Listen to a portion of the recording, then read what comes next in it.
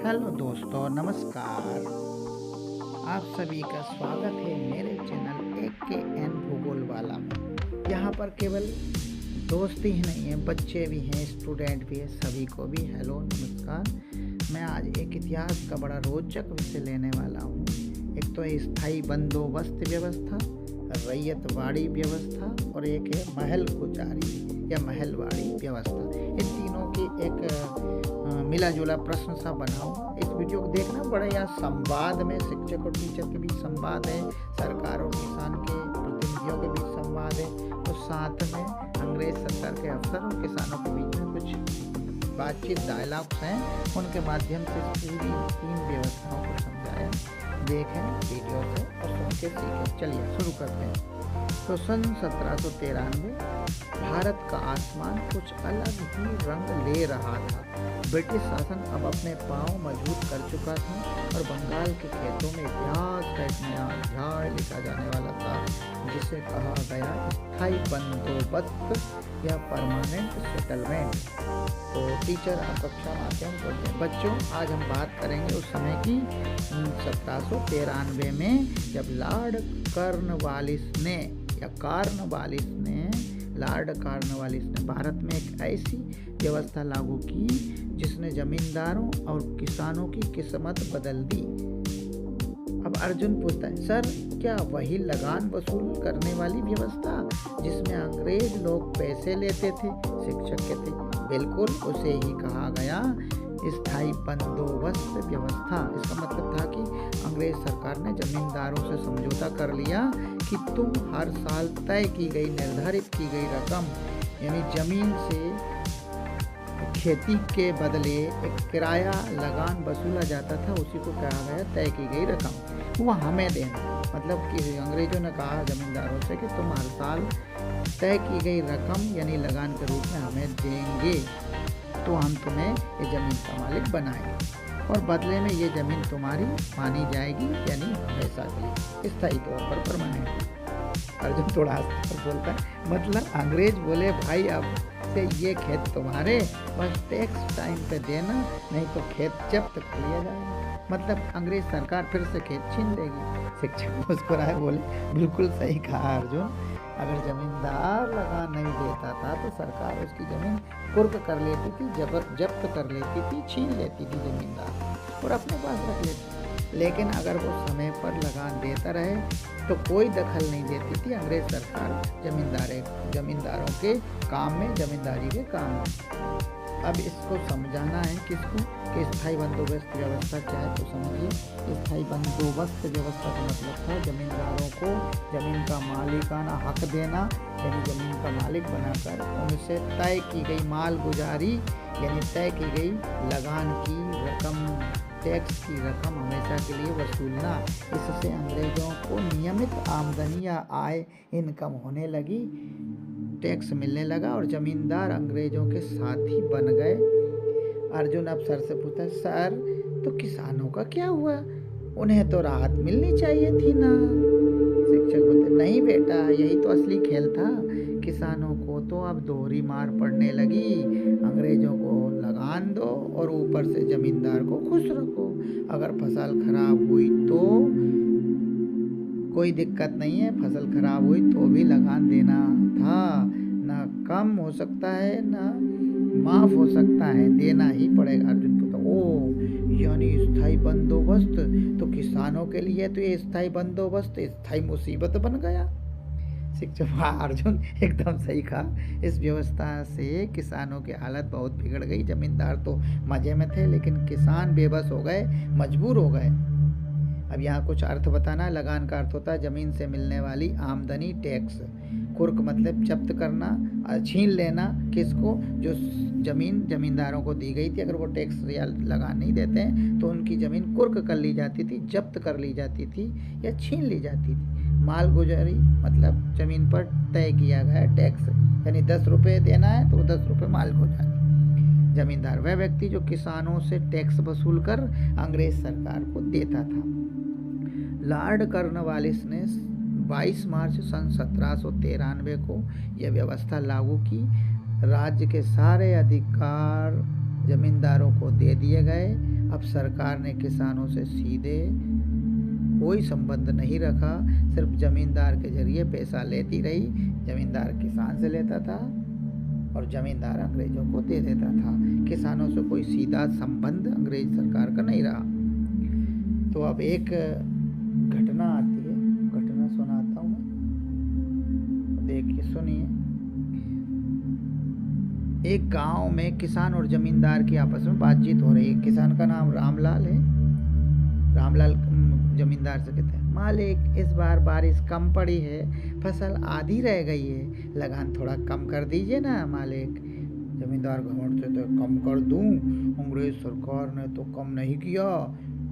क्यों रामलाल, उनने तो हमारा लगान नहीं कम किया, हम कैसे कम कर दें? तू भी क्या अजीब बात करता है रामलाल, समय पर लगान दे वरना तेरी जमीन कुर्क कर लूंगा। रामलाल हाथ जोड़ के कहता है, मालिक ये तो अन्याय है, हम ही बोएं, हम ही काटे, हम ही पसीना बहाएं, मुनाफा अंग्रेज और जमींदारों का, तो ये तो एक सरासर अन्याय है मालिक। ऐसे ऐसे ही सैकड़ों रामलाल अपने खेत और जमीन दोनों और जीवन तीनों को खो बैठे। स्थायी बंदोबस्त ने ब्रिटिश राज को अमीर बनाया, किसानों को मारा भी, गरीब भी बनाया, कंगाल बनाया और कुछ मर भी गए, पर भारत के किसानों को कर्ज और गरीबी में धकेल दिया। अब इसी व्यवस्था की कुछ व्याख्या की गई, इसको समझाया गया, सुनिए। यह व्यवस्था इसलिए लागू की गई कि अंग्रेजों को नियमित आय यानी रेगुलर इनकम मिलती रहे, लेकिन इसका असर किसानों पर बेहद बुरा पड़ा। किसान मेहनत करते थे पर लगान तय था, फसल हो या ना हो टैक्स देना ही पड़ता था, लगान देना ही पड़ता था। तो अब यहाँ पर मैं बात कर रहा हूँ बच्चों से, अब सर और नहीं कर रहे हैं बात। तो बच्चों, स्थायी बंदोबस्त व्यवस्था से अंग्रेजों को मिला स्थायित्व, जमींदारों को मिला अधिकार, पर किसानों से छिन गया सुख और सम्मान। शिक्षक बोलते हैं, याद रखो बच्चों, इतिहास में हमें यही सीख मिलती है कि जब शासन का लाभ कुछ लोगों तक सीमित हो जाए तो समाज का संतुलन टूट जाता है। और वही हुआ 1793 ईस्वी में लॉर्ड कॉर्नवालिस की स्थायी बंदोबस्त व्यवस्था लागू होने के बाद। ठीक है, किसानों की मेहनत से ब्रिटिश साम्राज्य तो अमीर हो गया, समृद्ध हो गया, पर भारत का किसान गरीब हो गया। अर्जुन मुस्कुराया, बोला, सर अब समझ में आया कि स्थायी बंदोबस्त क्यों कहा, क्योंकि इसमें स्थायी तो बस किसान की परेशानी थी, किसान की गरीबी थी, किसान की परेशानियां थी, बाकी तो कुछ स्थायी नहीं था। अंग्रेजों के लिए स्थायी था स्थायी इनकम। शिक्षक बोलते हैं, हाँ बिल्कुल सही कहा अर्जुन। अब अगले भाग में देखेंगे जब अंग्रेजों ने रैयत यानी किसान, रैयत मतलब किसान का ही दूसरा नाम था, से सीधे लगान वसूलना, इसी व्यवस्था को रैयतवाड़ी व्यवस्था कहा गया। तो देखिए अगले भाग में हम ये रैयतवाड़ी व्यवस्था। तो यहाँ पर जो है दक्षिण भारत में अब हम पहुँचते, अब कहानी बढ़ती हुई दक्षिण भारत की ओर जाती, क्योंकि अभी थी बंगाल में कहानी है और ये पहुँच गई अब कहाँ, दक्षिण भारत की ओर, जहाँ अंग्रेजों ने सोचा जमींदारों के भरोसे रहना सही नहीं है, सीधे किसानों से लगान वसूल करते हैं। और ऐसे शुरू हुई रैयतवाड़ी व्यवस्था, यानी किसानों से सीधा कर वसूलने की प्रणाली। माने स्थायी बंदोबस्त में तो अंग्रेजों को सीधा किसानों से टैक्स नहीं लेना पड़ता था, जमींदार किसानों से लेता था और ज़मीन का मालिक भी जमींदारी होता था, किसान से टैक्स लेता था, लगान लेता था और कुछ अपना कमीशन रखने के बाद में बाकी का अंग्रेज सरकार को दे देता था। तो वहाँ बीच में बिचौलिया था जमींदार, लेकिन यहाँ बिचौलिया नहीं था, यहाँ सीधे सरकार के अफसर थे जो सीधे किसानों से कर या टैक्स या लगान वसूलते थे। अब यह संवाद शुरू होता है और अर्जुन सर से कहता है, सर अब ये रैयतवाड़ी कौन लाया, मैंने इस व्यवस्था को कौन लाया, क्या ये भी कोई नया खेल था अंग्रेजों का? सर मुस्कुराए, बोले, हाँ बेटा, अरे बेटा तुम तो बड़े चतुर हो, ये खेल थोड़ा नया और थोड़ा पुराना दोनों ही था। लॉर्ड विलियम बेंटिंग और थॉमस मुनरो ने इसे लागू किया। नया खेल जरूर था, लेकिन लॉर्ड विलियम बेंटिंग और थॉमस मुनरो ने इसे लागू किया। मुख्य रूप से ये मद्रास यानी अब चेन्नई हो गया मद्रास, बॉम्बे या मुंबई हो गया। इन दोनों प्रांतों में, पहले ये दोनों के राज्यों के नाम थे, इन दोनों प्रांतों राज्यों में लागू किया गया। मतलब अब जमींदार हट गए, ये अर्जुन ने कहा। सर मतलब अब जमींदार हट गए? शिक्षक बोलते हाँ, जमींदार नहीं बल्कि रैयत यानी किसान ही सरकार से सीधे जुड़ गए। सरकार ने कहा किसानों से यानी रैयतों से कहा, अब हम तुमसे सीधे लगान लेंगे, जमीन तुम्हारी, तुम उसके मालिक हो। अर्जुन खुश होकर बोला, वाह, अब तो किसान खुश होंगे सर, जमीन के मालिक खुद किसान, इससे अच्छी बात क्या होगी। पर कहानी इतनी सीधी कहाँ थी। कागज पर तो किसान मालिक बना, पर असलियत में वो सरकार का गुलाम ही रहा। अब दृश्य बदलता है। एक अंग्रेज अफसर एक किसान के बीच में बात है। अंग्रेज अफसर एक किसान से बोलता है, उसका नाम रामास्वामी। रामास्वामी, इस बार फसल खराब हुई है, लगान बढ़ेगा। चौंक गया रामास्वामी, तो इस साल थोड़ा सा दया कर ली। अगले साल फिर आता है वो अफसर, कहता है इस बार थोड़ी फसल अच्छी हुई, खूब अच्छी हुई। रामास्वामी, इस बार फसल खूब अच्छी हुई है, लगान बढ़ेगा। अब फिर घबराएगा, पहले खराब हुई थी तो मांगा था लगान बढ़ा के, अब अच्छी हुई तो भी मांगेगा। किसान रामास्वामी हैरान, पर साहब हमने तो मेहनत की है, आप क्यों ज़्यादा ले रहे हैं। अफसर हंसकर बोला, क्यों, अब तो मालिक हो ना, मालिक ज़्यादा कमाए तो टैक्स भी ज़्यादा देना होगा ना। रामास्वामी धीरे से बोलते, साहेब मालिक तो नाम का हूँ, फसल पर हक तो आपका ही है। अब अर्थ बताना। रैयत का अर्थ होता है किसान, लगान यानी भूमि, जो कृषि के लिए भूमि उपयोग की जाती थी, उस कृषि भूमि का किराया देना पड़ता था सरकार को, आज भी देना पड़ता है, और बहुत कम, नाम मात्र का। पहले बहुत ज़्यादा देना पड़ता था, उसी को लगान कहते थे, उसी को टैक्स कहते थे। तो कृषि भूमि पर दिया जाने वाला टैक्स। बंदोबस्त यानी व्यवस्था या प्रणाली। मालिकाना हक यानी जमीन का अधिकार, जमीन का स्वामित्व।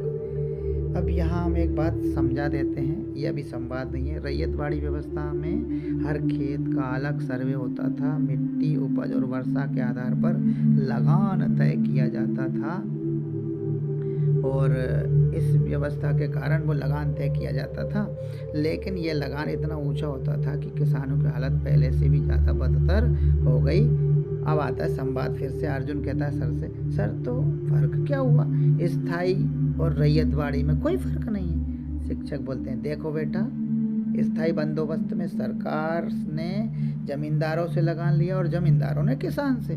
माने स्थायी बंदोबस्त में अंग्रेज सरकार ने जमींदारों से लगान लिया और जमींदारों ने किसानों से लिया, अपना कमीशन रखा, बाकी को अंग्रेज सरकार को दे दिया। रैयतवाड़ी में सरकार ने किसानों से सीधा लगान लिया, मतलब बीच का बिचौलिया जमींदार हट गया।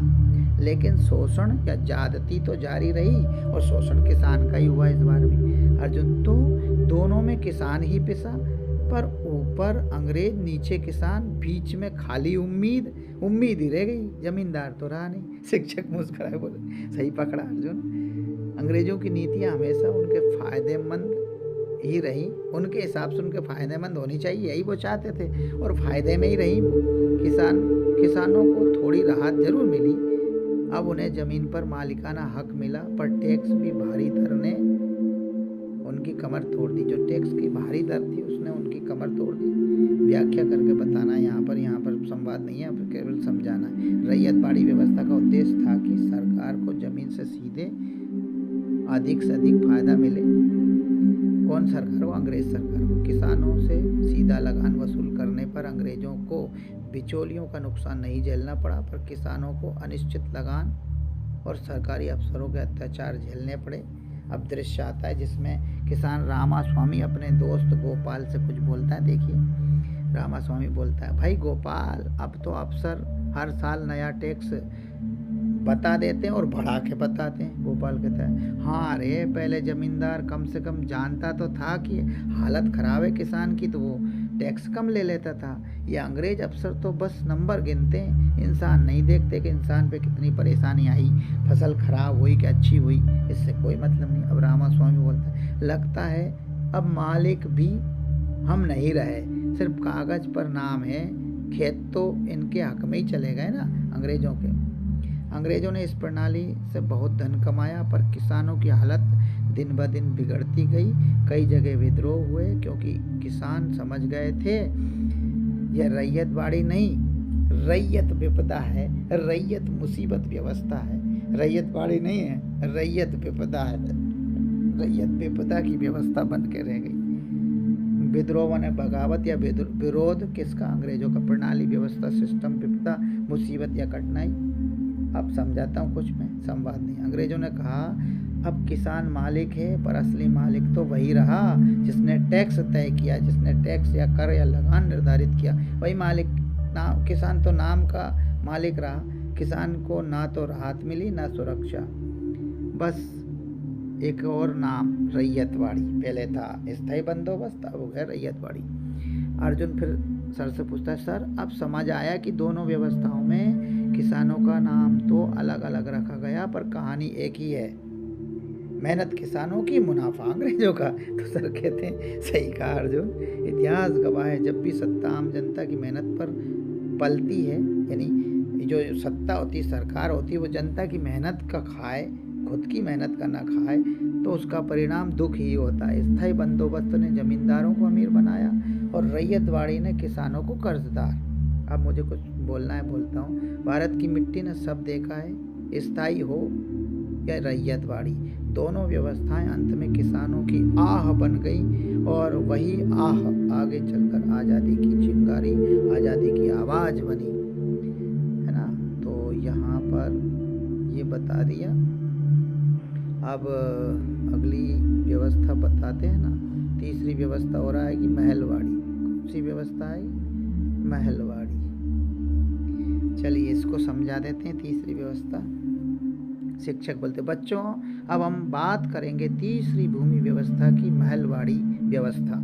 यह व्यवस्था ना तो पूरी तरह जमींदारों पर आधारित थी, ना ही किसानों पर, बल्कि इसमें महल यानी गांव या समाज का समूह, उसी को महल कहते थे अंग्रेज। यानी महल यानी पूरा गांव, गांव के पूरे लोग या पूरे समाज का एक समूह को पूरी इकाई माना गया, पूरे गांव को एक महल माना गया, है ना। महल, ये महल राजाओं के रहने वाले नहीं, केवल महल किसको माना? गांव को।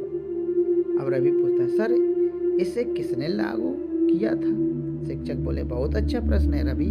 महलवाड़ी व्यवस्था लॉर्ड हेस्टिंग्स के समय 1822 में शुरू हुई। कब हुई? 1822 में। लागू किसने किया?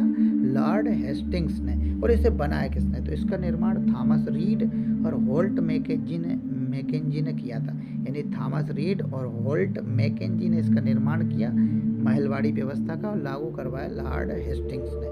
इसे उत्तरी पश्चिमी प्रांतों, मध्य प्रदेश, पंजाब, गंगा यमुना के दोआब, मतलब उत्तर प्रदेश और बिहार, नहीं उत्तर प्रदेश तक इसको लागू किया गया, क्योंकि बिहार तो उस समय बंगाल में आता था।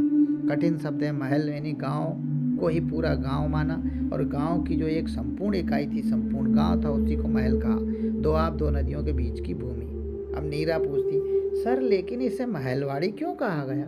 शिक्षक बोलते, क्योंकि इसमें लगान वसूलने की जिम्मेदारी पूरे गांव या एक महल की होती थी। मैंने पूरा गांव एक महल कहलाया, पूरे गांव के लोग मिलकर उसको उगाते थे, और जो नहीं दे पाता था उसका भी दूसरों को देना पड़ता था। तो सबको देना पड़ता था, जो नहीं दे पाता था उसका सब थोड़ा थोड़ा मिला के पूरा कर देते थे। हर गांव को एक इकाई माना गया, और उस गांव के मुखिया या पंचायत से लगान वसूला जाता था, है ना। किससे? पंचायत से। सरकार को मालगुजारी पूरी रकम चाहिए होती थी। मालगुजारी की जो पूरी रकम होती थी वो चाहिए होती थी, चाहे गांव में फसल खराब हो या अच्छी हो, उन्हें तो बस उनकी मालगुजारी से मतलब था। अब रवि पूछता है, मतलब अब जमींदार और किसान दोनों को एक साथ झेलना पड़ेगा, क्योंकि जो पंचायत थी या मुखिया था वो जमींदार, और सरकार, दोनों को झेलना पड़ेगा।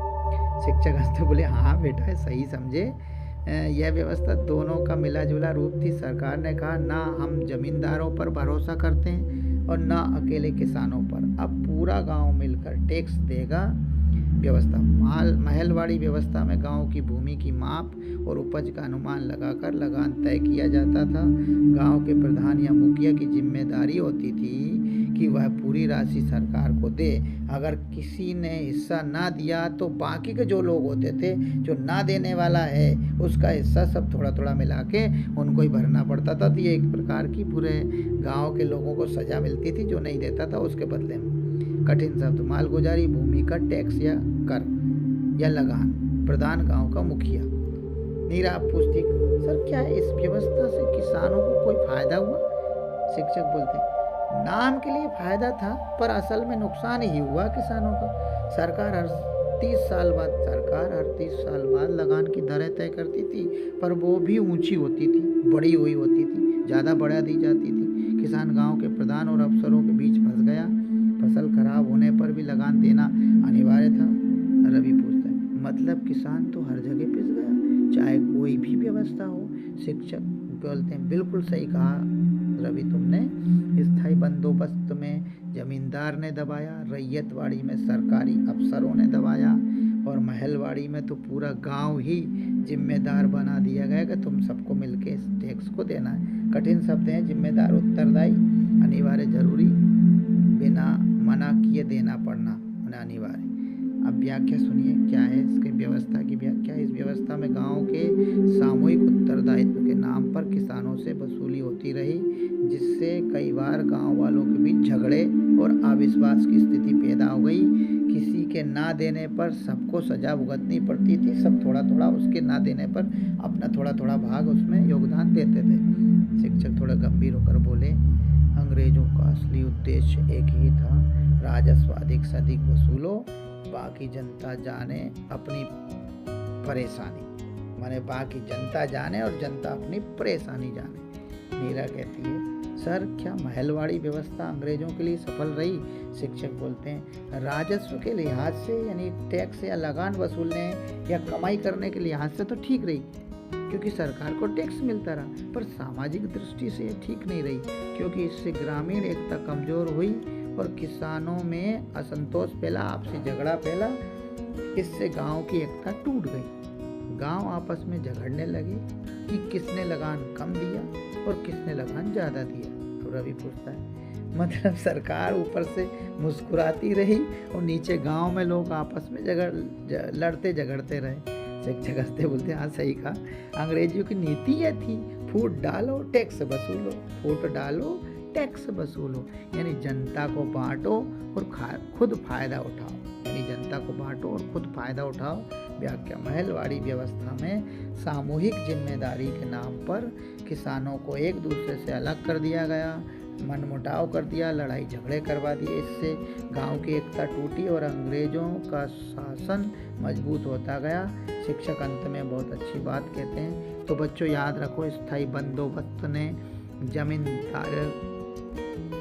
जमींदारी व्यवस्था को जन्म दिया, यानी स्थायी बंदोबस्त ने जमींदारों या जमींदारी व्यवस्था को जन्म दिया। रैयतवाड़ी व्यवस्था ने सरकारी अफसरों को ताकत दी और महलवाड़ी व्यवस्था ने पूरे गांव को कर्जों और झगड़ों में उलझा दिया।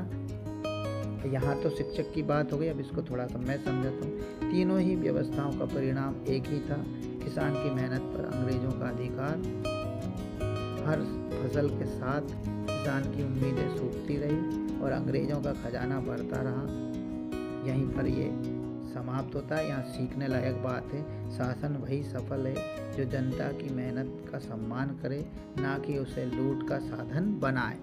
धन्यवाद जो आपने इतनी देर इतना बड़ा वीडियो बड़े आराम से बड़े धैर्यपूर्वक सुना देखा, और मेरे चैनल में स्वागत भी है आपका, और आपने इतने इत्मीनान से और बड़े शालीनता से सुना, उसके लिए आपका बहुत बहुत आभार, धन्यवाद। मेरे चैनल AKN भूगोल वालाओं की तरफ से।